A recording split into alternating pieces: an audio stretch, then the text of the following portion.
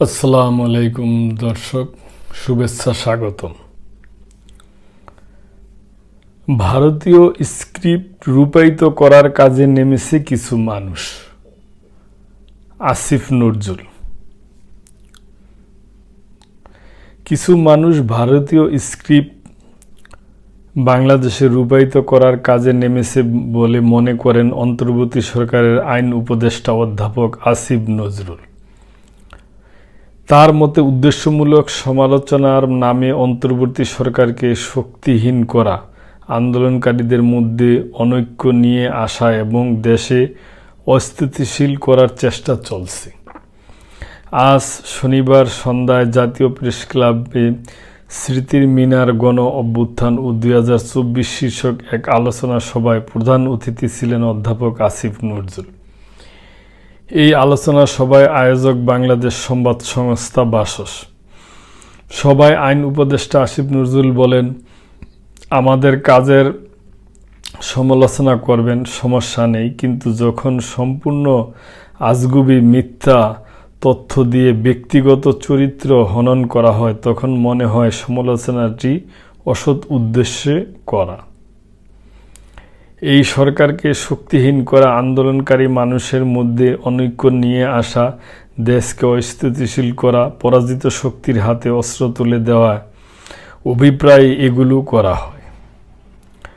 তখন মনে হয় এই দেশকে ঘিরে আমাদের এক প্রতিবেশী দেশের স্ক্রিপ্ট আছে না। শেখ হাসিনা চলে গেলে আর কাউকে দেশ চালাতে পারবে না অথবা দেশ উগ্রবাদীদের খপ্পরে পড়বে, তার কোনো বিকল্প নেই। এই ভারতীয় স্ক্রিপ্ট এখানে রূপায়িত করার কাজে নেমেছে কিছু মানুষ।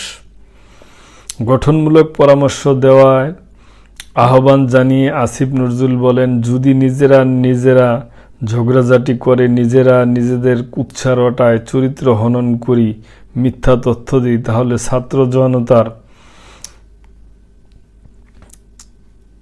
আত্মবলিদানের প্রতি অশ্রদ্ধা জানানো হয়। নিজের বিরুদ্ধে মিথ্যা তথ্য দিয়ে অপপ্রচার চালানো হচ্ছে উল্লেখ করে উপদেষ্টা আসিফ নজরুল বলেন, কারো প্রতি অভিযোগ নেই, সবার প্রতি অনুরোধ, সত্য জানার চেষ্টা করুন। মিথ্যা, অত্যাচার, নিপীড়ন, দোষারোপ এগুলো পরাজিত ফ্যাসিস্ট শক্তির অস্ত্র ছিল। আন্দোলনে বিভিন্ন পর্যায়ে মানুষের অবদান ও অংশগ্রহণের কথা তুলে ধরে আইন উপদেষ্টা বলেন, তারা আমাদের কি ভয়াবহ ফ্যাসিস্টদের হাত থেকে রেহাই দিয়েছে। আজকে ব্যর্থ হলে আমাদের কি অবস্থা হতো, এটি যেন আমরা মনে রাখি। আজকে যদি আবারও ব্যর্থ হই তাহলে সেই অবস্থাই হবে। আমাদের কাছে ভয় লাগে, আমরা এবার যদি ব্যর্থ হই বাংলাদেশ কাশ্মীরে পরিণত হবে, কাশ্মীরের কাছাকাছি পরিণত হবে। আমরা যেন এই বিষয়টি মাথায় রাখি। ছাত্র জনতার অভ্যুত্থানে বিভিন্ন গণমাধ্যমের অবদানের কথা উল্লেখ করে অধ্যাপক আসিফ নজরুল বলেন, 5ই আগস্টের আগে তথ্য উপদেষ্টা নাহিদ ইসলাম, আসিফ মাহমুদ, স্থানীয় সরকার উপদেষ্টা আসিফ মাহমুদ, সজীব ভুঁইয়া, তারা ফেসবুকে কোনো পত্রিকার রিপোর্টকে সবচেয়ে বেশি কোট উদ্ধৃত করতেন। আপনারা খুলে দেখেন কোন পত্রিকা। এখন যদি একটি পত্রিকার বিরুদ্ধে উঠে পড়ে লাগি, আমি কি তার জুলাই আগস্ট গণ অভ্যুত্থানে ভূমিকা দেখব না? গত 15 বছরের ভূমিকা দেখব না? অবশ্যই আমার প্রতিবাদের ভাষা থাকবে, অবশ্যই প্রতিবাদ করব। কোন পত্রিকার কোনো কিছু পছন্দ না হলে অবশ্যই বলবো, বস্তুনিষ্ঠ বলবো, কিন্তু তাকে তো আমি জুলাই গণ অভ্যুত্থানের শত্রু বানাতে পারি না। চ্যালেঞ্জ করলাম, খুলে দেখেন এই আন্দোলনে যারা বড় বড় নেতা ছিলেন কোন পত্রিকার লেখা বেশি করেছেন। অনুষ্ঠানে বিশেষ অতিথির বক্তব্যে জুলাই আগস্টের বিভিন্ন ঘটনার প্রেক্ষাপট তুলে ধরেন প্রধান উপদেষ্টার প্রেস সচিব শফিকুল আলম। তখন তিনি আন্তর্জাতিক বার্তা সংস্থা এএফপির করা বড় প্রধান ছিলেন। ইন্টারনেট বন্ধ থাকার ওই সময়ে কিভাবে অন্য গণমাধ্যমকে তিনি সহায়তা করছেন সেই তথ্য তুলে ধরেন।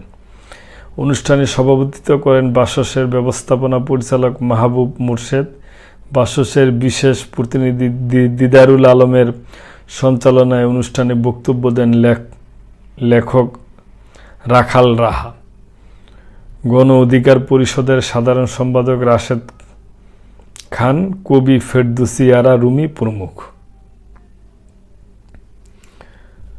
তো দর্শক, আইন উপদেষ্টা আসিফ নজরুল আজকে এক অনুষ্ঠানে আর কি এই সমস্ত কথা বলছিল যে বিভিন্ন পত্রপত্রিকার ইস্যে যে বিভিন্ন ধরনের অপ্রীতিকর ঘটনা ঘটে এই সমস্ত সম্বন্ধে এবং বিগত আন্দোলন সম্বন্ধে বলছিল আর কি। তো দর্শক, আজকে এই পর্যন্তই। ভালো থাকবেন, সাবস্ক্রাইব করে চ্যানেলটির পাশে থাকবেন আশা করি। আসসালামু আলাইকুম।